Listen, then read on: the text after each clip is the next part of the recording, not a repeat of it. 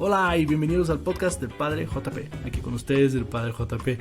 En estos encuentros exploramos ideas que nos vuelan la cabeza para cambiar el mundo y nuestras vidas con la belleza de la verdad. Me pueden encontrar en Instagram y TikTok como padre.jp y en Facebook como Padre JP. Ya estoy también en las principales plataformas de podcast para que nos busquen, sigan y denle a la campanita para no perderse ningún episodio. Espero que que estás a punto de empezar, también te vuele la cabeza.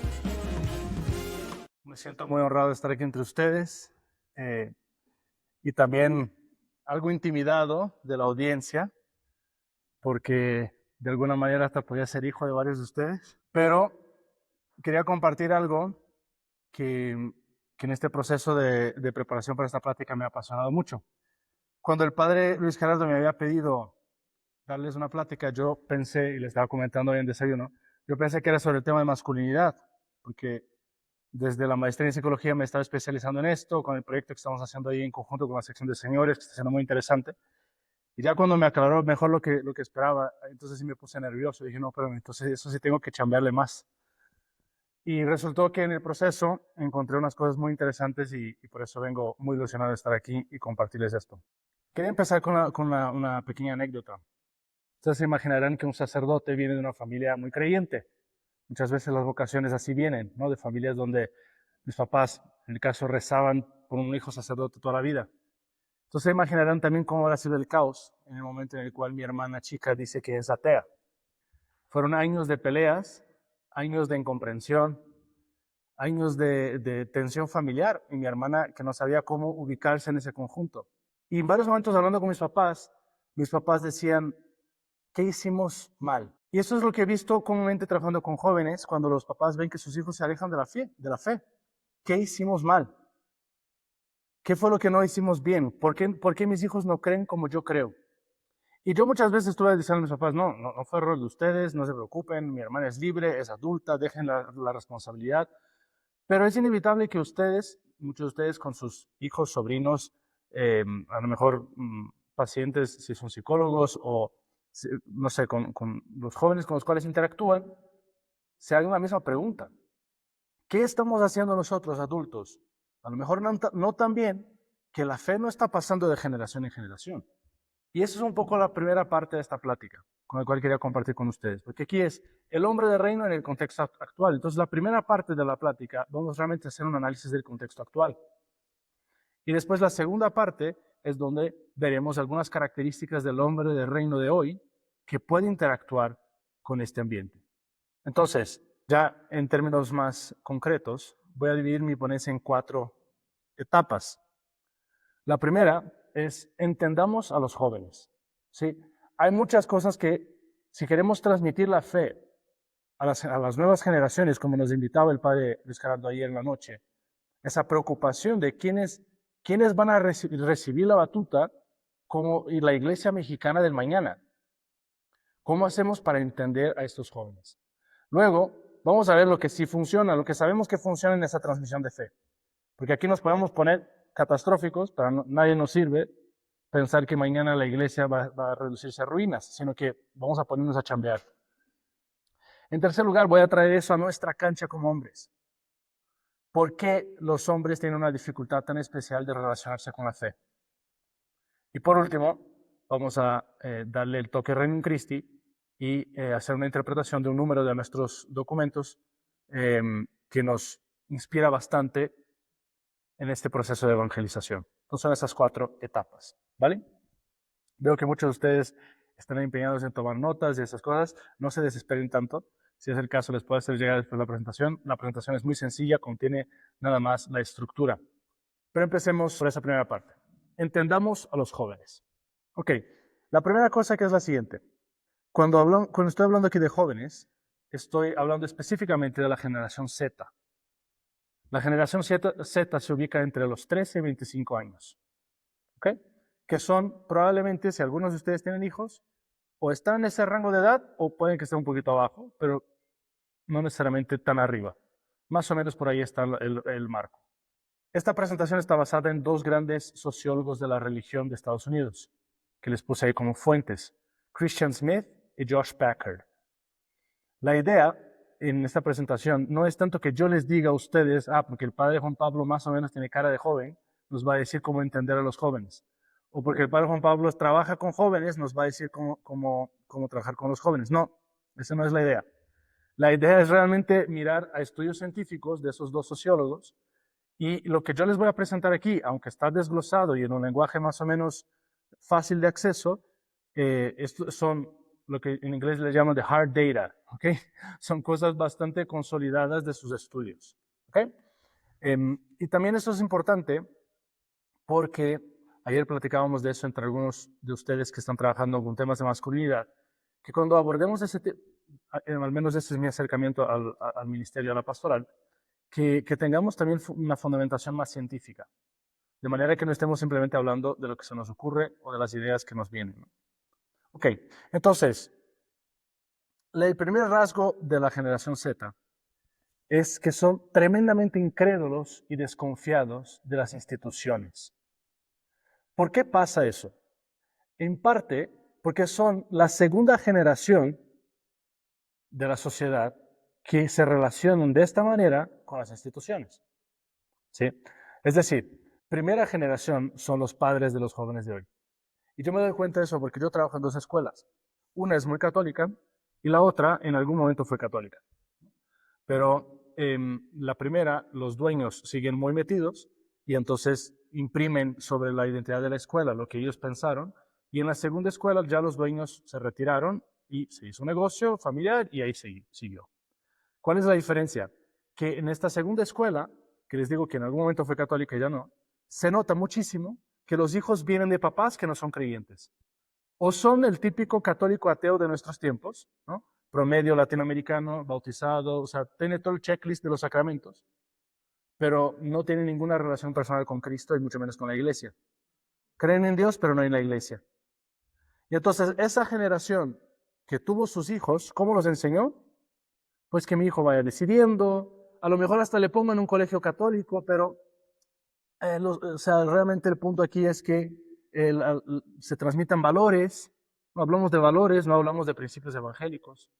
Sí, a lo mejor le llevo a una ONG o un voluntariado en África, pero no hacemos apostolado. Es importante que tenga la cultura general de conocer un poco la Biblia, pero igual y también que conozca un poco del Corán, que haga una experiencia del budismo, ¿no? Y entonces, ¿qué pasa? O sea, son familias que educan a sus hijos ya con una gran desconexión de la fe. Ahora, esa desconexión de la fe no tiene solo que ver con la religión o esa incredulidad en las instituciones. Eso también es presente en cualquier institución. Los jóvenes de hoy, según esos estudios que les estoy presentando, o más bien, Christian Smith habla mucho de esa diferencia de los años 70 a actualmente. El declinio de confianza en las instituciones es generalizado. O sea, no hay ninguna institución que tenga el mismo estatus o más confianza por parte de la sociedad de lo que tenía en los años 70. No hay ninguna, todas han caído y caído considerablemente. Y las instituciones religiosas, como parte de eso también, algunas incluso a un nivel han decrecido un 50%. Entonces, si esa es la realidad de hoy, tenemos que plantearnos muy bien cuando nos acercamos a la evangelización, nosotros como miembros del reino, como católicos creyentes, qué dificultad es querer institucionalizar un apostolado, porque a nadie le interesa ser parte de una institución. O sea, se dan cuenta del planteamiento, de la dificultad del planteamiento. Y después vamos a hablar de algunas soluciones y tal, pero eso son cosas importantes. O sea, son muy desconfiados en general. No se van a fiar de una institución simplemente porque la institución ha conquistado grandes cosas o ha hecho grandes cosas. A nadie le importa. Cuando yo era niño, yo escuchaba, no, la iglesia hizo las universidades, la iglesia cuida de los pobres, la iglesia empezaron los hospitales. ¿A quién le importa? A un joven de hoy, eso no le importa nada. Esa es la primera cosa.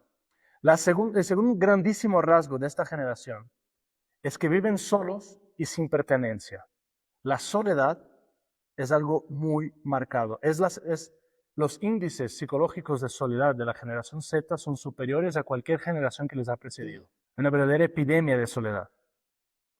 Curiosamente, la soledad está siendo cada vez más medida también en los estudios. Y un joven una persona que se describe como sola, con esa experiencia de soledad, tiene los mismos problemas de salud que un hombre que fuma 15 cigarrillos al día. ¿Sí? O sea, la correlación entre soledad y por lo tanto enfermedades físicas es muy grande. Tenemos una sociedad de jóvenes que no pertenecen. O sea, aquí por pertenencia evidentemente a lo que me refiero es ese sentimiento de que encajas en un grupo social que te entiende, que te apoya, con el cual te identificas. Y evidentemente si tú desprecias cualquier tipo de institucionalidad, eso también te deja como una isla suelto en el mundo. Es mucho más fácil que experimentes también un sentimiento de desconexión, de soledad, no perteneces a ningún lado.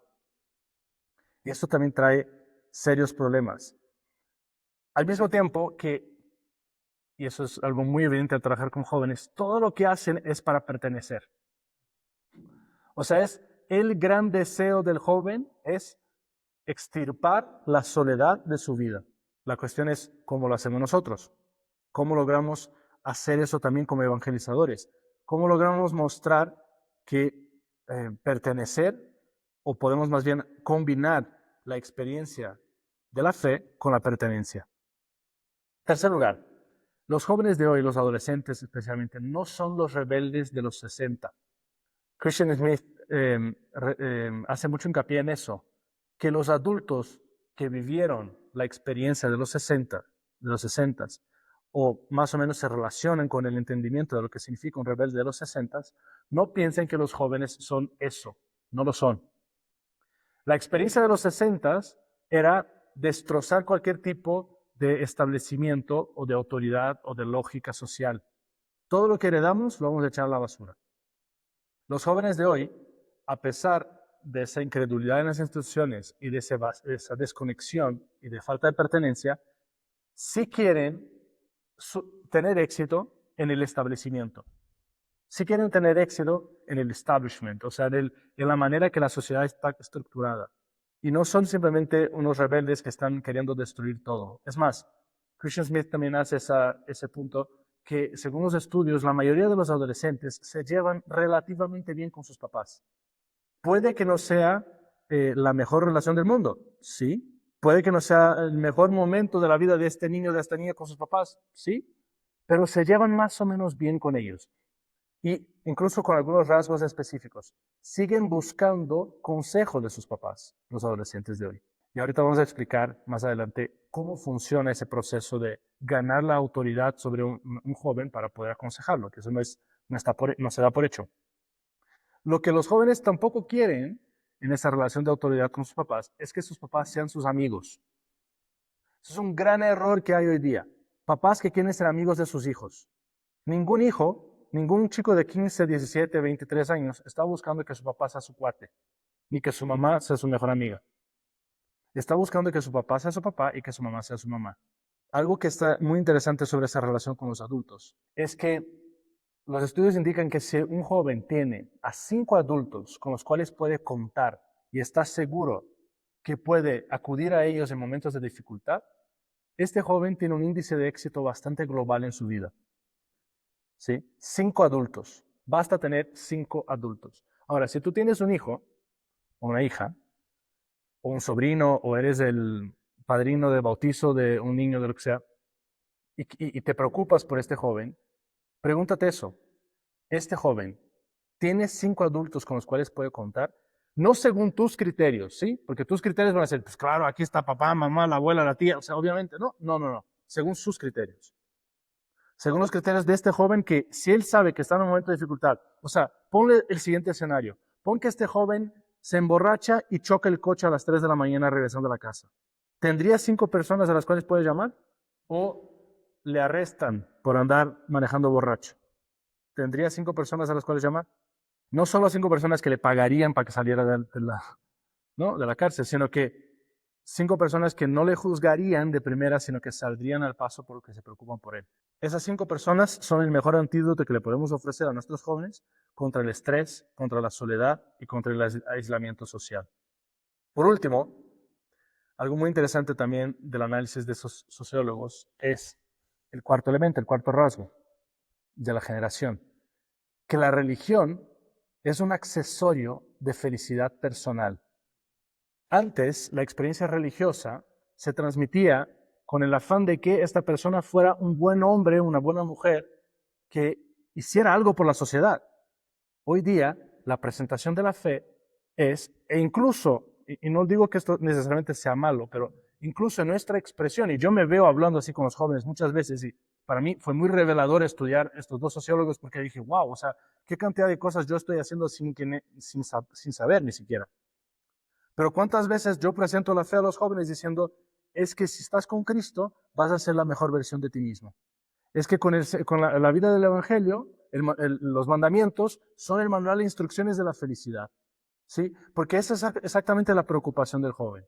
Claro, eso puede caer en una relativización de la fe que solo tiene como objetivo saciarme. De hecho, otro rasgo de la comparación de lo que eran las consignas de la enseñanza religiosa de hace 50 años y de ahora, es que antes estaba muy enfocada en hacer cosas y ahora está muy enfocada en reflexionar, en la introspección. El mismo Reino Christi se ha habido marcado por un crecimiento enorme en esos últimos años de retiros. Retiros de impacto, retiros de conversión. ¿Por qué? Porque de hecho esa es la manera que muchos jóvenes de hoy se relacionan con la fe, a través del proceso de introspección. ¿Por qué? Porque además viven siempre hacia afuera y nunca piensan en lo que están haciendo con sus vidas ni quiénes son. La fe deja de ser entonces un proyecto de solidaridad común, un proyecto hacia la sociedad, y empieza a ser un accesorio de identidad personal, un accesorio de mi felicidad. La relación con la fe y con la religión ya no contiene un compromiso, un sacrificio y una capacidad de abrazar creencias con las cuales no necesariamente estoy de acuerdo, pero que las tengo que abrazar, sino que se vuelve algo bastante mío, según mis recortes, según mi servicio a la carta. Entonces, eso es un poco el panorama en 4 rasgos de la generación Z. Vamos ahora a lo que sabemos que funciona. ¿Qué funciona en la evangelización de estos jóvenes? El primer rasgo de lo que funciona es pertenecer antes de creer. Yo había escuchado eso de un sacerdote legionario que está trabajando en Austria y me encantó ese principio y después efectivamente lo encontré en esos estudios. El padre que trabaja allá en Austria nos hizo una plática sobre evangelización a miembros del reino en Estados Unidos diciendo, mira, ustedes en el continente americano todavía se sienten más o menos bien con el tema religioso, pero les advierto de lo que les va a pasar en 20 años. Austria, un país de una tradición católica enorme, hoy día en la ciudad de Viena cuenta con 1% de su población siendo católica, de los cuales menos de la mitad frecuentan la iglesia. Entonces él se ha visto en la necesidad, y la iglesia de Viena se ha visto en la necesidad de reinventarse por completo. Y entonces él se depara con esta realidad, que al joven de hoy no se le llega por la creencia, sino por la pertenencia. ¿Qué significa eso? Ustedes tendrán la experiencia múltiples veces cuando alguien le invita, si yo llego a tu casa hoy y le invito a tu hija o a tu hijo, vete a un retiro, vete de misiones. ¿Cuál es una pregunta clásica que hacen los chicos de hoy? ¿Quiénes van? ¿No? Bueno, si es que se va su amiga, si se va su prima, si se va su... entonces sí. ¿Por qué? Porque pertenezco. Pero o sea, es rarísimo encontrar un joven que se apunta a algo donde no conoce a nadie. Rarísimo. A lo mejor muchos de ustedes conocieron a su pareja yendo a una fiesta donde no conocían a nadie. Porque era normal que tú fueras a explorar cosas, que llegaras a lugares desconocidos. Te acostumbrabas a eso. Pero hoy día no. Para nada. Yo veo una familia que nosotros nos mudamos muchísimo. Entonces, yo soy ese cuate que tú le sueltas en paracaídas en medio de la jungla y, o sea, los monos son mis amigos en 5 minutos. O sea, me acuerdo una escuela que llegué, que antes del primer receso yo ya sabía el nombre de todos mis compañeros. Porque era la manera de sobrevivir. Te hacías el espacio. Evidentemente eso no es la realidad hoy. Si hablamos de aislamiento y de soledad, a pesar de la hiperconectividad digital, nuestros jóvenes son muy débiles en sus rasgos y habilidades sociales. ¿Por qué? O sea, imagínense cómo era ligar antes, ¿no? Tú, cuando invitaste a tu esposa o cuando invitaste a tu primera novia a salir, sudaste, temblaste, le pediste consejo a tus cuates, ¿qué le dices? ¿Cómo le saco conversación? Y la tuviste ahí 45 minutos, una hora enfrente de ti en la mesa y la tuviste que entretener como pudiste. O sea, te volviste el circo, el payaso del circo, pero la tenías que entretener. Hoy día esa misma niña trae un celular que como ella también está nerviosa, a cada rato que el cuate no sabe qué hacer, ella le mira el celular. Y entonces él se pone más nervioso porque está compitiendo con todas las notificaciones de su celular. Y eso no es fácil. Entonces, claro que las habilidades sociales de nuestros jóvenes hoy son por mucho inferiores a las que eran de antaño. Por lo que enseñarles, ayudarles a que pertenezcan, ayudarles a que sean parte de este proceso es muy interesante. Josh Packard dice algunas cosas, por ejemplo, del proceso de crear esa pertenencia. Que, por ejemplo, si un joven llega nuevo a nuestro, o incluso un joven adulto, no sé, porque las secciones de señores muchas veces están queriendo llegar a los profesionistas, a las familias jóvenes. Llega esta persona joven a nuestro ambiente. Primera cosa que tengo que hacer, acercarme, mostrar que me he dado cuenta que llegaste, que estás aquí, aprenderme su nombre, segunda cosa. Si puedo repetir su nombre 3, 4, 5 veces mientras estoy interactuando con él, no hay nada que nos gusta más que escuchar nuestro propio nombre, desde el punto de vista de la psicología. Y entonces vas notando que esa persona está ahí. Y después, en un tercer paso, introducirle al grupo social. Ayudar que esa persona se sienta en casa, se vincule con otras personas. Ah, mira, tú eres de tal escuela. Mira, este chico también viene de esa escuela. Ah, mira, te gusta el fútbol. Mira, este es fascinado del Barça. Y entonces poco a poco vas ayudando a que la persona cree vínculos. Hay que ayudar a pertenecer. Es muy diferente invitarlos, llevarlos a una misa. Imagínense, o sea, ¿por qué la institución parroquial está en una crisis absurda en la iglesia de hoy? ¿Por qué la parroquia es cada vez más un fracaso para la evangelización? Porque la parroquia se ha vuelto un drive-thru de sacramentos. ¿Sí? Imagínate el drive-thru de McDonald's. Así son las parroquias. Pasas, agarras y te largas. No conoces a nadie, no saludas a nadie, no sabes el nombre de nadie, no te vinculas con nadie. Es la fórmula perfecta para que las parroquias sean un fracaso. De hecho, este padre que daba esta conferencia sobre la evangelización en Viena, lo que él decía es exactamente que él llegó a un acuerdo con el cardenal de Viena de que harían una parroquia no territorial, porque las parroquias jurídicamente están adscritas a un territorio geográfico, físico. Y entonces él se inventó una modalidad de parroquia diferente donde él tenía tres misas, donde una era misa para niños, otra era para, creo que familias jóvenes, y el otro era abierta. O sea, hizo una especie de producto especializado. ¿Por qué? Porque así es mucho más fácil que una familia que tiene un niño chiquito que es inquieto en la misa, pues esté tranquilo de que hay otros niños que están inquietos en la misa, que no sea la única. Además, imagínate en Europa, donde el índice de natalidad es bajísimo, tú llegas con un niño, es casi como llegar con un animal en extinción. E incomodas, porque los viejitos pues no les gusta el ruido en la misa. Bueno, entonces hay que ayudar a que la gente pertenezca. En segundo lugar, hay que hablar de la fe en casa. Está muy curioso esto. Christian Smith es el que insiste muchísimo en sus estudios que no hay ningún elemento de la ecuación de la transmisión de fe hacia las nuevas generaciones más fuerte que la vivencia de la fe de sus papás. Entonces, básicamente eso permea los tres siguientes puntos de los cuales voy a hablar. Pero él hace un análisis de jóvenes que desde adolescentes hasta los 20 y tantos, y un joven que no viene de una familia creyente, practicante, la probabilidad de que se vuelva un creyente practicante es de 1%. Un joven que viene de una familia creyente practicante, con esos rasgos de los cuales vamos a hablar ahora, y que habla de la fe en casa, o sea, este aspecto de hablar de la fe en casa es súper importante, es 82% de estos jóvenes permanecen en la fe, en una vivencia vibrante de la fe, no solo el católico del INEGI. Esto es crucial para la vivencia de la fe. Rarísima vez, pero es rarísima la vez que el hijo supera su vivencia de fe, la vivencia de fe de sus papás. Es súper raro. Y eso, a nosotros que trabajamos con jóvenes, es un poco desesperante. Porque a veces los papás vienen y dicen, ay, padre, a ver, ¿qué puedes hacer con mi hijo? No, pues yo no voy a hacer lo que tú no hiciste. O sea, ni la escuela católica, ni el padre, ni los grupos de jóvenes, ni las experiencias apostólicas, nada, en absoluto, tiene el impacto que los papás tienen en la vida de sus hijos.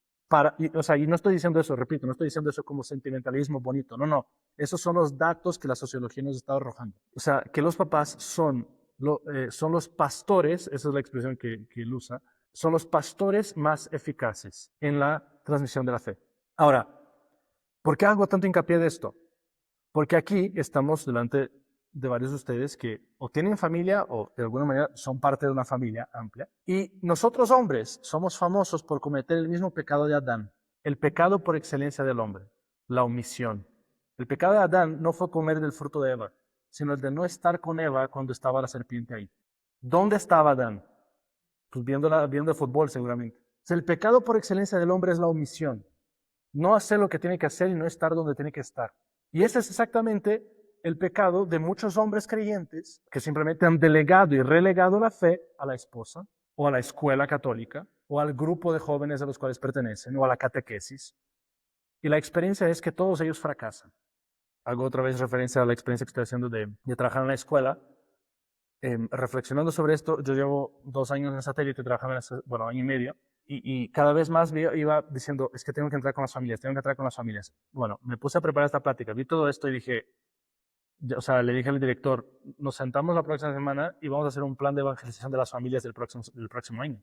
Es que no sirve de nada que yo haga un gran trabajo en la preparatoria de esta escuela si sus papás no son creyentes y no viven la fe en su casa. O sea, realmente, estadísticamente hablando, mi trabajo es una pérdida de tiempo. Necesito entrar con las familias. Y el rasgo que aquí estamos enfocándonos, que según los estudios nos arrojan, es este tema de hablar de la fe en casa. Más allá, evidentemente llevarlos a las ceremonias litúrgicas o a la misa en nuestro caso, también, que es el tercer punto, pero es importante en este hablar de la fe en casa 2 cosas. 1, enseñarles el idioma de la fe.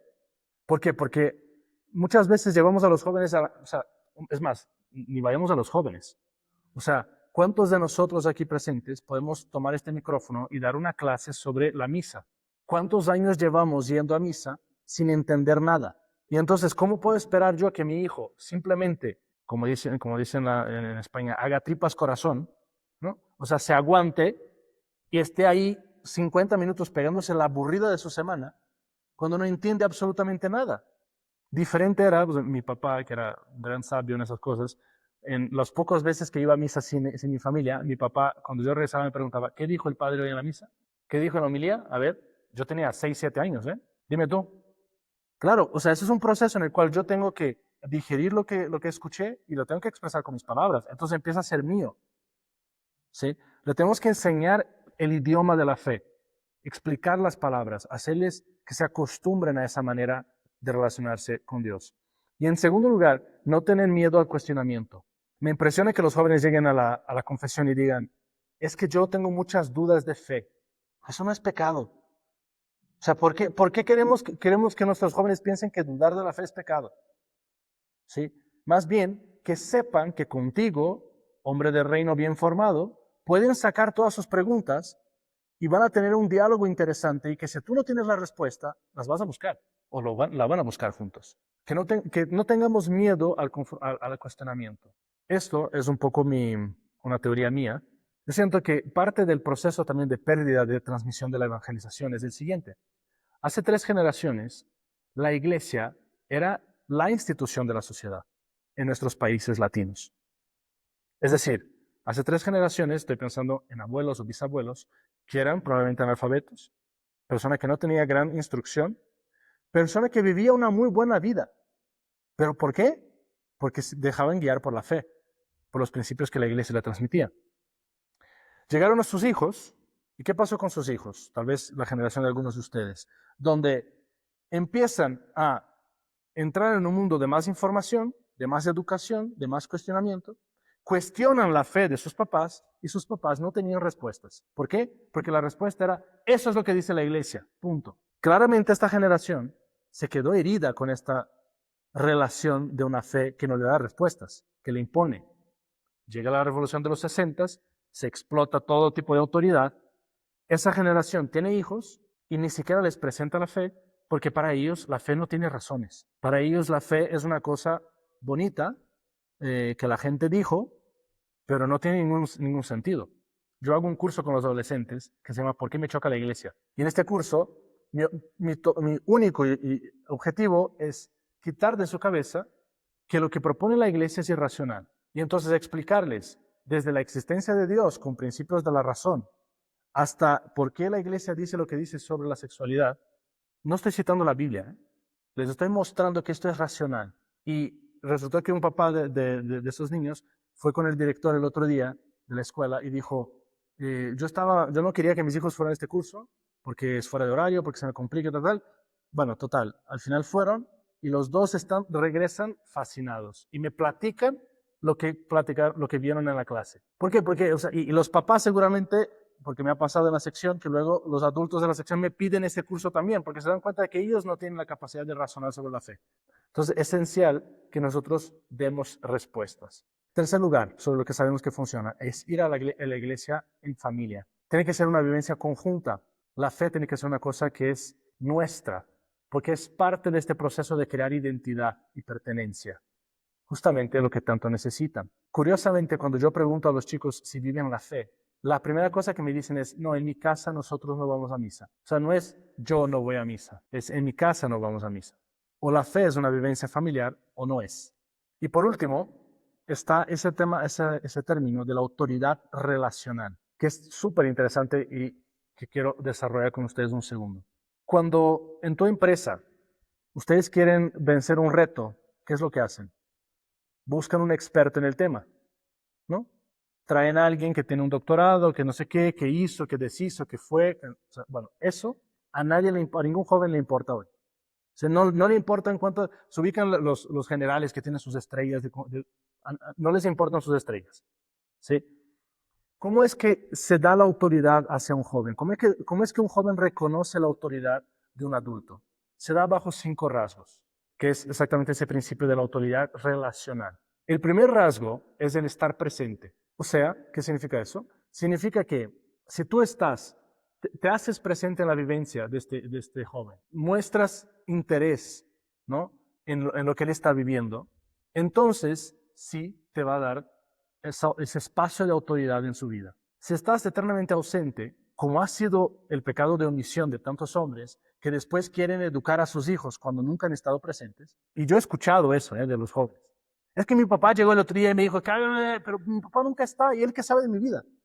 Es que qué peligro es el hombre que quiere educar sin estar presente. Que tampoco significa que tenemos que vivir como si el centro de nuestras vidas fueran los niños. Que eso también es un tremendo problema, porque les hacemos creer que ellos son el ombligo del universo. Tampoco se trata de eso. El estar presente es saber mostrarles a los jóvenes que le interesas, que tu hijo o tu hija te interesa. Estás al pendiente. Conoces lo que está viviendo. Ah, hija, ¿cómo te fue en el examen? No quiere decir que tenías que estar ahí fuera de la escuela echándole porras, gritando. No. ¿Cómo te fue en el partido? Platícame. ¿Metiste gol? ¿Cómo te fue? Ah, ¿y este cuate que te cae mal, si te hizo falta o no? No, ¿por qué? Porque conoces. De hecho, el segundo rasgo es el escuchar. Una escucha verdadera, donde capto lo que me está transmitiendo. Es muy común que los jóvenes se quejen de que sus papás no le escuchan. Muy común. ¿Por qué? En parte porque hoy día el tema de la escucha empática, que es todo un rollo ahí, que quién sabe quién se lo inventó, básicamente significa que tú tienes que estar de acuerdo con la persona que escuchas, ¿no? Entonces, claro, si tu papá, a lo mejor escuchaste, pero la otra persona, pero no estás de acuerdo con lo que te está diciendo tu hijo, él se va a llevar la impresión de que tú no lo escuchas. Entonces, es un gran reto el mostrar que le estoy escuchando, pero para eso, denles tiempo de que platiquen. Haz preguntas antes de, o sea, que además nosotros hombres nos encanta solucionar problemas, ¿no? Entonces, luego saltamos y queremos dar el consejo que le va a salvar la vida. Espérame, todavía no tienes estos 5 elementos, todavía tú no puedes opinar, porque no te va a escuchar. Y es un gran peligro el joven que no cuenta con el consejo de sus padres, porque entonces va a empezar a buscar consejo en las redes sociales, en los influencers, y ellos se van a volver sus padres. Sí, hay un libro que es muy interesante que habla del tema de la epidemia del crecimiento de mujeres que han pedido el cambio de género en Estados Unidos. Abigail Shrier es la escritora, ahorita me viene el nombre del libro. Pero lo que ella dice es que un rasgo común de las niñas que han estado viviendo esa experiencia en Estados Unidos es que ponen más atención a los medios de comunicación y a lo que dicen sus amigos y a las redes sociales que lo que dicen sus papás. Entonces, esto es una batalla crucial para cualquier transmisión de valores de fe, de lo que sea, hacia nuestros jóvenes. Tenemos que ganarles la autoridad y eso se hace con estos 5 rasgos. Pues estar presente, escuchar. Tercer lugar, ser auténtico. ¿Por qué a los jóvenes no les gustan las estrellitas y las credenciales?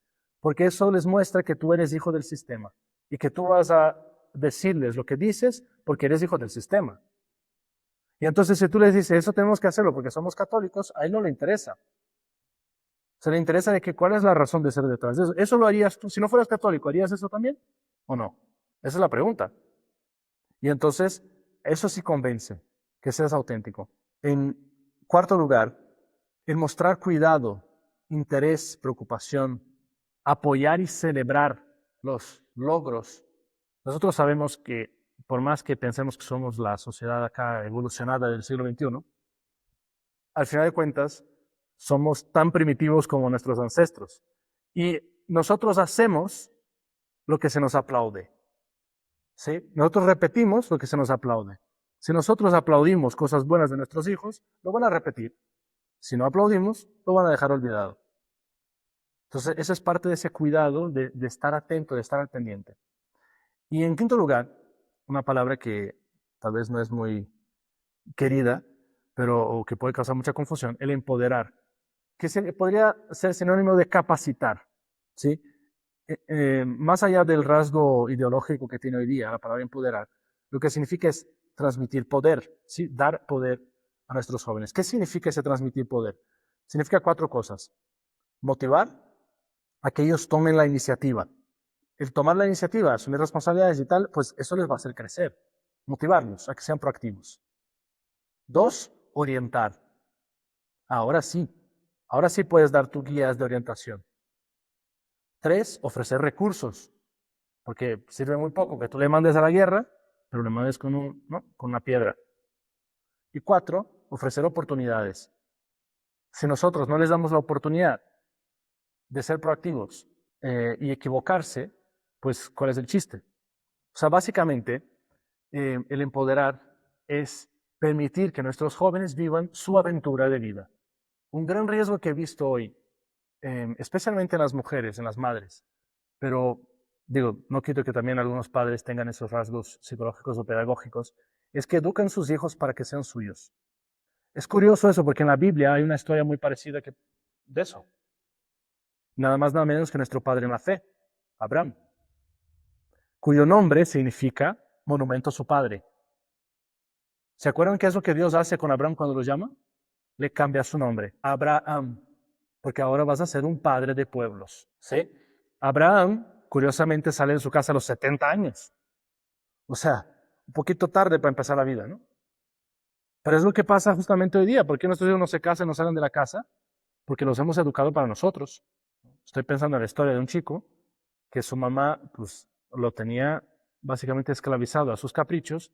Luego la mamá se muere, la muerte trágica, y lo deja a él, joven, totalmente incapacitado de enfrentarse con la vida. Entonces, dejar que vivan sus aventuras quiere decir dejar que se lastimen, dejar que enfrenten dificultades, dejar que fracasen. Eso es lo que nosotros como padres aportamos a la pedagogía de nuestros hijos. Bueno, entonces, ya vimos, en primer lugar, hicimos un análisis para entender a los jóvenes de hoy. En el segundo lugar, lo que hicimos fue ver qué es lo que funciona y vimos algunas estrategias, ¿no? que pueden funcionar para el trabajo de la transmisión de la educación y de la fe, específicamente, a raíz de los estudios de esos 2 sociólogos, Christian Smith y Josh Packard. Y la idea ahora es tomar aquí el nombre de un libro de David Murrow, ¿Por qué los hombres, Why Men Hate Going to Church? Y hablar de algunas cosas que pueden ser interesantes para la evangelización desde la perspectiva masculina, visto que aquí en nuestro auditorio todos somos hombres. Es un hecho que muchas veces llegamos a la iglesia, o sea, yo digo no de broma que básicamente solo faltaría que el viene también fuera mujer, porque de ahí en fuera todo el mundo es mujer, ¿no? En la iglesia, o sea, la mayoría de las personas que están son mujeres, la que da la comunión es mujer, la que canta es mujer, O sea, en nuestro caso, que la Iglesia Católica, la ordenación de sacerdotes se restringe a hombres, pues todavía tenemos ese último baluarte, pero de ahí en fuera, en otros lados, pues fácilmente la ministra, la pastora protestante va a ser una mujer, en la Iglesia Anglicana ya tienen obispas, o sea, es que esto no acaba, ¿sí? Evidentemente no se trata de decir que la mujer lo puede hacer, no lo haría tan bien, que la mujer que se quede en la cocina, o sea, no este es el punto aquí. El punto es que, ¿por qué los hombres no están yendo a la iglesia? ¿Por qué los hombres no se conectan con la experiencia de la fe? ¿Por qué? Y parece ser que las iglesias son cada vez más irrelevantes en la vida de los hombres. Hay un estudio que dice solo 36% de los hombres dicen que la fe tiene algo de relevante que aporta a su vida. Pues imagínense, o sea, es nada, es un tercio. Entonces, ¿por qué?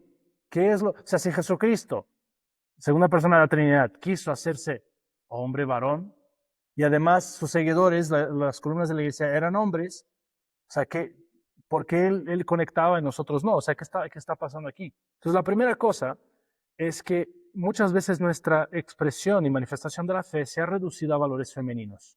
Yo creo que es algo que tiene que hacernos pensar un poco cómo presentamos la fe, cómo hablamos a la gente de Dios.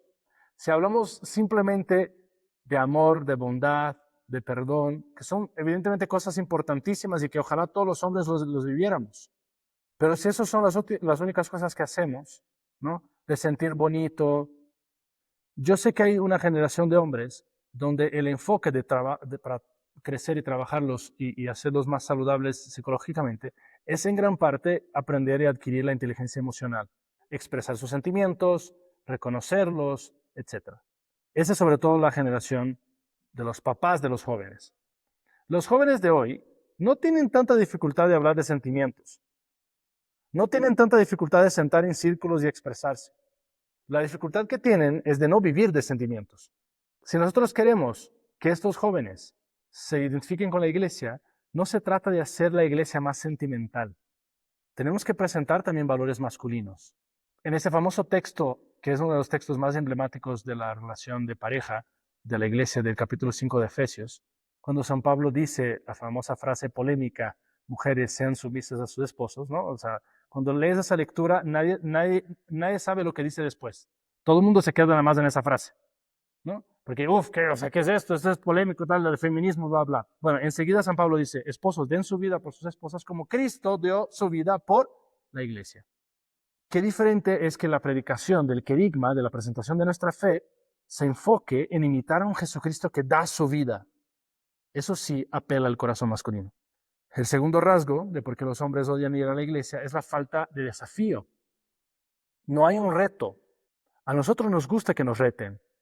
Ustedes se acordarán, ¿no? Del tiempo de su adolescencia, donde, o sea, los hombres compiten de todo, compiten en el fútbol, el básquet, van a competir en la empresa, van a competir en el coche, van a competir hasta quien escupe más lejos. O sea, el chiste es ganar. No importa. Somos muy competitivos. Y si la vivencia de la fe no sabe trabajar con esto, también va a quedar débil en la presentación hacia un hombre. Nos gustan los retos y los hombres tenemos que ser retados también en la vivencia de nuestra moral cristiana. Es muy diferente, lo percibí porque no tengo muchos años de sacerdocio, pero yo digo que después de un año de sacerdocio ya escuchaste todo lo que hay que escuchar en la confesión. O sea, realmente los seres humanos no somos tan originales como creemos, ¿no? Un año tal vez es mucho, puede que algún cura lo haya logrado en menos tiempo. Total. El chiste es que es muy diferente que yo llegue a la confesión, ¿no? Y joven promedio de hoy se acerca, he cometido actos impuros, padre. Y también he recibido a mis papás, me he peleado, he mentido, ¿no? Hay 80% de las confesiones son así. Bueno, es es una cosa que yo simplemente digo, bueno, ame a Jesús, intento seguir la iglesia y vaya a un apostolado y bla, bla, y yo estoy listo, ¿no? Otra cosa es decirle, a ver, ¿le quieres luchar por tu corazón? ¿Hasta cuándo tú vas a estar jugando en ser un mediocre? Es diferente. O sea, ahora me está retando a mí, ¿sí? Nosotros hombres, dice Natasha Cabrera, psicóloga que ha dedicado, si no me equivoco que es filósofa psicóloga, que ha dedicado mucho de su estudio a ver qué aportación específica hacen los papás a la vida de sus hijos. Ella dice que los papás en la pedagogía masculina hacia sus hijos dan indicaciones directas mucho más que las mamás. ¿Sí? O sea, el papá hijo, ¿cómo estás? ¿Te fue bien en la escuela? Bueno, ¿me podrías ayudar, por favor, a... Uf, ya perdiste 5 minutos. Llega el hijo, limpia tu cuarto. ¿No? O sea, el hombre habla mucho más directo con los hijos y da órdenes directas a sus hijos que la mamá, la esposa, la mujer. Bueno, nuestro lenguaje en la predicación y en la propuesta de la fe también tiene que ser directo. Tiene que ser claro. Tiene que dar indicaciones sobre qué hacer. Una tercera cuestión es el papel de pasividad. Las mujeres, cuando nosotros le damos la oportunidad, bueno, vamos a poner un escenario aquí interesante. Levanten la mano cuántos de ustedes en sus parroquias los monaguillos son solo hombres. Ya casi ninguno. ¿Sí? 3. ¿Qué es lo que ha pasado? ¿En cuántos de sus parroquias la mayoría de los monaguillos son niñas? ¿Sí? Algunos de ustedes probablemente no se habrán fijado porque muchos no levantaron la mano, pero una vez que tú haces mixto, ¿no? Los monaguillos, hombres, niños y niñas, ¿qué es lo que pasa? Una niña de 12 años, su desarrollo cerebral más rápido que el de un niño, y además su percepción social más desarrollada también por sus habilidades femeninas, esa niña va a ser mucho más lista en cómo ayudar al sacerdote en la misa que el niño. ¿Sí? Un fenómeno que se ha dado es que en el momento en el cual, sobre todo post-Concilio Vaticano II, donde se empieza a abrir esa idea de inclusión y de un montón de cosas bastante confusas, donde que las mujeres participen en todo, qué bueno que la mujer participe. O sea, mi problema no es que la mujer participe. Mi problema es que generalmente, cuanto más participa la mujer, menos participa el hombre. O sea, relaciónalo con tu experiencia de hogar. Cuando tuviste tu primer hijo, ¿no? Intentaste hacer un par de cosas y tu esposa te regañó. No, es que no sabes agarrar al niño, es que no sabes hacer, ¿qué es lo que haces? Bueno, tómalo tú te encargas. ¿No? Nos encanta lavarnos las manos. ¿Sí? Y la mujer, por ser proactiva o por ser preocupona, ¿sí? No voy a explicar, ese preocupona no es despectivo, sino que es parte de los 5 rasgos de personalidad, de los Big Five. El quinto elemento es el neuroticismo, ahí está ese rasgo, pero no voy a explicar eso ahora. El chiste es que, sea por sus tendencias naturales, lo que ella va a hacer es tomar el espacio. Y los hombres se van a omitir. Es nuestro deporte favorito. Y entonces, cuanto más dejamos que ellas hagan todo, menos va a haber interés por parte de nuestros hombres de hacer las cosas. Lo que a los hombres les gusta es saber que son necesitados. Si hay un montón de gente que lo puede hacer, qué flojera, alguien más lo va a hacer. Pero si solo tú puedes hacer esto, es diferente. Entonces, hay que acercarnos a la evangelización mostrando eso a nuestros jóvenes, a nuestros hombres. Es que yo te necesito. Es que si tú no haces eso, nadie lo va a hacer. En el Reino Christi nosotros tenemos un maravilloso principio de acción apostólica, que es hacer y dejar hacer. Parece ser que hay una lógica cronológica entre los tres y muchas veces nunca llegamos al dejar hacer. ¿Por qué? Y eso lo hablo específicamente para quienes tenemos roles de liderazgo en las secciones, los directores de sección, los encargados de los apostolados, que muchas veces no soltamos y no dejamos que fracasen. Pero es que si no dejamos que fracasen, ellos no se van a dar cuenta de que depende de ellos. Yo le decía eso el otro día a la consagrada con la cual trabajo. Decía, es que parece que tú y yo tenemos problemas de pareja en la sección. O sea, tú eres la madre, yo soy el padre y la sección son nuestros hijos. Tú quieres proteger para que todo salga bien y yo quiero que fracasen para que aprendan. Y nunca llegamos a un acuerdo. Pero es que si nosotros no aportamos esa pedagogía específica también en la iglesia y en el apostolado, como iglesia vamos a ser una iglesia y como sociedad, porque así lo somos en las familias, tenemos una pedagogía exclusivamente femenina. El otro día un papá hablando de eso se dio cuenta y dijo, claro, yo estoy intentando imitar a mi esposa en la manera de educar a mis hijos. No, tienes que ser el papá y eso implica que vas a educar diferente, que lo vas a tirar a que fracasen. ¿Sí? La mujer intenta cambiar el mundo para que sus hijos se sientan bien. El hombre cambia al hijo para que él conquiste su espacio en el mundo. Y entonces el papá tiene que romper el vínculo de protección de donde todo está bien y lanzar su hijo al mundo y decir, conquista tu espacio. Es que no puedo. Sí puedes. Yo creo en ti. Ve y hazlo. ¿Sí? Lo mismo tiene que pasar en la iglesia. Nosotros tenemos que transmitir. Y eso, ustedes tienen un rol tremendamente importante como apóstoles del reino de hacer eso, sea con los jóvenes, sea con los otros señores, donde ustedes transmiten ese empoderamiento debidamente entendido, te necesitamos. Tú lo puedes hacer, hazlo. Y por último, está el tema de la desconexión cultural. La iglesia ha perdido mucho su relevancia. Antiguamente, el cura era más importante que el alcalde en el pueblo. Y yo no digo que esto necesariamente sea el modelo al cual deberíamos aspirar, porque con eso también puede venir un clericalismo inadecuado. O más bien, un clericalismo y punto. No existe el clericalismo adecuado. Pero sí, lo que sucede es que a la par con que la iglesia se hizo menos relevante, parece ser que lo que hablamos ya no tiene peso. Y tengo que hacer aquí un mérito a este lugar donde estamos, porque a mí me impresiona lo mucho que la SEM sí dialoga con la sociedad e intenta expresar sus puntos de vista y más bien defender los valores cristianos en la sociedad mexicana. Yo vengo en un país donde la conferencia episcopal es considerada como un partido de izquierda y es tremendamente irrelevante para los católicos. ¿Cuál es la razón de ser? Cuando yo hablo con adultos que vivieron los años 60, 70, 80 en Brasil, los curas hablaban de política en las homilías. Entonces, tenemos toda una franja de edad de gente que dejó la iglesia. Mi papá dejó el seminario por eso. Bueno, gracias a Dios, ¿verdad? Pues no estaba yo aquí.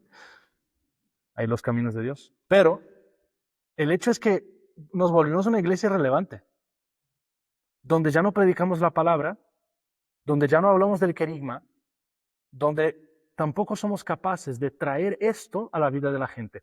Fíjense qué interesante. El curso del Génesis más visto en YouTube es de un psicoanalista, es de un psicólogo, psicoanalista podemos decir, un psicólogo clínico canadiense ateo. ¿Qué pasó, iglesia? ¿Por qué no somos nosotros? Porque este hombre Jordan Peterson toma el libro del Génesis y dice, esto es una bestialidad, o sea, ¿quién escribió esto? Dios mío, y empieza a desentrañar las historias y la gente está embobada. O sea, y no es que hace videitos de TikTok de 30 segundos bailando. O sea, son conferencias de hora y media donde habla de Nietzsche, donde habla de una bestia, o sea, y la gente le interesa eso. ¿Qué cosas, no? A la gente le interesa. El otro día junté a un equipo de reino de una de las escuelas que trabajo, que es, digamos, la más pagana. Logramos montar después de año y medio un equipo de reino de preparatoria. Lo siento, digo, oye, ¿qué están aquí haciendo? O sea, ¿qué les interesa hacer un encuentro con Cristo? Y todos contestaron, porque me interesa saber de la Biblia. Yo me quedé así, híjole, yo aquí intentando inventarme el hilo negro. O sea, ellos quieren saber de la palabra de Dios. Entonces, que nosotros seamos capaces de dialogar con la realidad de la persona que tenemos enfrente. Y después de hacer la conexión entre lo que estamos predicando con la vida real de la gente. ¿Qué tiene que ver este texto bíblico con mi vida? La homilía del domingo. Si nos quedamos hablando, no, es que Jesús nos enseña en la palabra de hoy llamar al prójimo. ¿No? O sea, a nadie le interesa. Dile que llame al papá con el cual está peleado y lleva 10 años sin perdonar. Ah, bueno. Eso sí un hombre lo entiende. ¿No? Entonces hay que traerlo a la práctica, a la vida de hoy, a nuestro día de hoy, a nuestro día a día, a nuestro contexto cultural de hoy. Y no tener miedo. No tener miedo que el contexto cultural de hoy nos ponga en situaciones tan complejas. Claro, eventualmente hay que mostrar cuál es el vínculo de la fe contra el aborto. Hay que hablar de la homosexualidad y de la ideología de género. Hay que hablar de todo eso. Sí, claro que sí. Pero es que si no, ¿en qué mundo estamos nosotros? En un mundo de un Jesucristo hippie, peace and love, que al fin y al cabo a nadie le interesa. Hay una explicación de los 10 mandamientos que hago los lunes por la noche con profesionistas en Satélite, que aprendí de un sacerdote italiano que se llama Fabio Rossini, que es para mí como un gran gurú de mi ministerio, de mi acercamiento a la presentación de la fe. Y algo que Fabio Rossini hacía es, en el primer encuentro, o sea, imagínense, en Italia, ¿sí? Aquí tenemos el Padre Stefano, no me dejaré mentir. En Italia, las iglesias no tienen jóvenes, ¿sí? No hay jóvenes en la iglesia. O sea, un joven italiano no entra a la iglesia ni por error. Este hombre, Fabio Rossini, tenía a 1000 jóvenes que lo escuchaban todos los lunes por 1 hora, un año completo, sin PowerPoint, sin videos, sin música, sin ningún tipo de entretenimiento. Era él y la palabra de Dios. Una cosa bestial. Termina Fabio Rossini su primer encuentro, 1000 jóvenes escuchándolo, y les dice, yo no echo mis perlas a los puercos. Piensen si ustedes realmente quieren regresar la próxima semana. Regresaba más gente la próxima. Si nosotros hablamos con esos, o sea, si somos conscientes de que tenemos el producto más interesante que puede existir en el, que es la salvación de nuestra alma, presentaríamos la fe con mucha más audacia. Y entonces retamos a la persona que estamos enfrente y mostramos la sabiduría y la belleza de la palabra de Dios para él, para ti. Hoy, siglo XXI, esta palabra de Dios tiene una respuesta para tu vida hoy, aquí, ahora. ¿Cómo? Ese es nuestro trabajo, de desentrañar el cómo. Hay algunas soluciones para esta. Presentamos 4 razones por las cuales los hombres no van a la iglesia. ¿Cuáles podrían ser algunas soluciones de cómo hacer que esto funcione? Nuestro cerebro masculino está hecho para el movimiento. Entonces, la actividad física es algo importante para nuestra experiencia de cualquier cosa. Una de las razones por las cuales los hombres fracasan mucho más en el sistema educativo de hoy que las mujeres es porque les requerimos que estén sentados eternamente escuchando, ¿sí? Cosa que nuestro cerebro de cazador no está hecho para hacer. Nuestro cerebro está hecho para el movimiento. Y entonces, ¿cómo incluimos la pedagogía del movimiento o la inteligencia cinética en la vida de la educación de la fe? ¿Ok? Es muy diferente predicar un retiro donde están todos sentados a hacer un retiro en la montaña, donde caminamos, donde, no sé, nos relacionamos con la naturaleza. Hay un señor llamado Michael Gurian que tiene un instituto para educación de hombres y él recomienda a los psicólogos, por ejemplo, que los primeros 15 minutos de la terapia la hagan caminando con los hombres, exactamente para estimular el cerebro, ¿no? Entonces, hay que buscar soluciones para eso. No quiere decir, ¿sí? Actividades físicas, no quiere decir que tenemos que, el grupo de golf de la iglesia, ¿no? El grupo de pesca de la iglesia, a lo mejor funciona, ¿sí? Pero generalmente los hombres, cuando vamos a esas actividades deportivas, estamos enfocados en el deporte y no en la gente que estamos a nuestro alrededor. Y ningún hombre va a ir a la iglesia para buscar amigos para jugar golf o para pescar, ¿sí? O sea, ese no es el objetivo de la iglesia. Que estas actividades nos sirvan para motivar, para estimular, sí. Y tenemos que aprender cómo incluir esa pedagogía. Pero no quiere decir que la finalidad es organizar, ¿no?, un torneo de fútbol. En segundo lugar, enfocar la presentación de la fe desde la perspectiva de la misión y del servicio. Lo que decíamos antes, tú eres necesario, te necesitamos. ¿Cómo vamos a hacer cosas específicas? ¿No? Estaba escuchando la historia de un hombre el otro día que decía, mi papá nunca fue un hombre de iglesia. La única vez que fue a la iglesia, resultó que el cura dijo que necesitaba remodelar una parte de la iglesia. ¿Quién se apuntaba? Mi papá se apuntó y estuvo ahí semanas ayudando, dando sus horas libres como voluntario, reconstruyendo un pedazo de la iglesia. Terminó eso, se largó de la iglesia. Sí. O sea, ¿por qué? Porque eso era, o sea, una cosa que sí le apelaba a él. Pero de ahí en fuera, muchas veces nuestras propuestas no apelan. Entonces, provocar ese deseo del hombre de hacer algo. Nuestro cerebro masculino, repito, a diferencia, algunos rasgos que son básicamente, que son esenciales a la diferencia del cerebro masculino y femenino, uno de ellos es ese, o sea, nosotros estamos hechos para la acción, ¿no? Y para la solución de problemas. Por eso cuando tu esposa llega del trabajo y tú le preguntas, cariño, ¿cómo te fue? Se desata a andar 30 minutos, luego ya que te hartaste, tú empiezas a resolver todos sus problemas y ella se enoja y dice, es que nunca me escuchas. Entonces dice que te estuve escuchando 30 minutos. ¿Sí? ¿Por qué? Porque nosotros luego queremos solucionar las cosas. Si nosotros presentamos la fe también como una oportunidad de solucionar problemas de la sociedad, los hombres van a reaccionar. En tercer lugar, darles la oportunidad de liderazgo. El Reino Cristo es famoso por cuando levantas la mano te ponen de encargado. Y de alguna manera eso funciona. ¿Sí? Tú levantaste la mano y dijiste a la sección, padre, es que falta tal cosa. ¿Y qué te contestó el padre? Pues velo y hazlo tú. Claro, eso es exactamente lo que hay que hacer. Darte la oportunidad de que tú asumas el liderazgo. 4. Las ceremonias masculinas. ¿Qué quiere decir eso? Se me hizo súper interesante escuchar eso el otro día, que nunca lo había reflexionado. Y eso que soy músico. Pero el Señor decía, es que si tú vas a la iglesia y los tonos con los cuales cantan las canciones son tonos que los hombres no pueden cantar, ¿qué van a hacer? Pues se van a desconectar. ¿Sí? Entonces, tener también en mente ese tipo de detalles, es decir, ¿cómo lo hacemos para que los hombres se identifiquen con esto? Si la canción es simplemente, o sea, si las músicas son todas músicas que hablan del amor, de la intimidad, ¿no? O sea, Tienen que hablar también de la entrega, de sacrificio, de sangre. Tienen que evocar esos deseos masculinos de hacer algo grande. O incluso, ¿no? Si nosotros en la iglesia tenemos el privilegio de ser casi la única institución que todavía tiene ceremonias de transición, algo que han sido parte de los rituales de todas las civilizaciones que nos han precedido y que hoy día la sociedad básicamente las ha hecho desaparecer. ¿Cómo es la ceremonia de primera comunión? ¿Cómo es la ceremonia de confirmación? ¿Cómo es la ceremonia de un bautizo? Que tenga también rasgos masculinos, que seamos capaces también de transmitir la fe a estos hombres, ¿no? O gestos. El otro día entra un chico conmigo que me pidió confesión, un chico que estaba viviendo una experiencia de conversión padrísima en la preparatoria, entra conmigo a la capilla y yo le digo, mira, cuando entramos a la capilla se hace la genuflexión.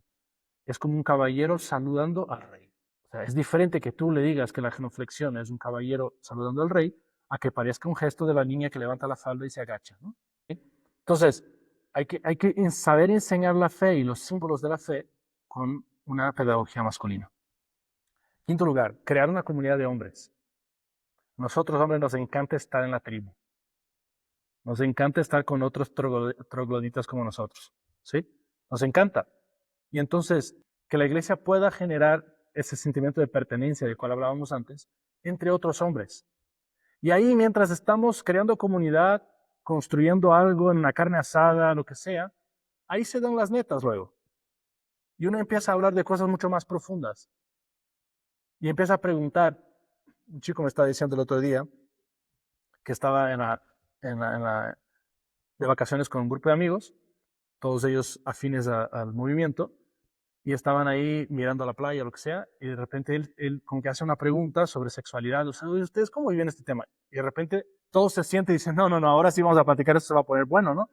Y empiezan a intercambiar sus experiencias de cómo habían vivido eso y aprendido a vivir esos temas dentro de la iglesia. Bueno, o sea, esa comunidad de hombres es fundamental. Si nosotros, y creo que nosotros como Reino en Cristo estamos apenas en este momento de reflexión ahora, donde antes todo era separado, luego empezamos a juntarnos un montón, y ahora estamos viendo de que, bueno, sí, juntos pero no revueltos, ¿no?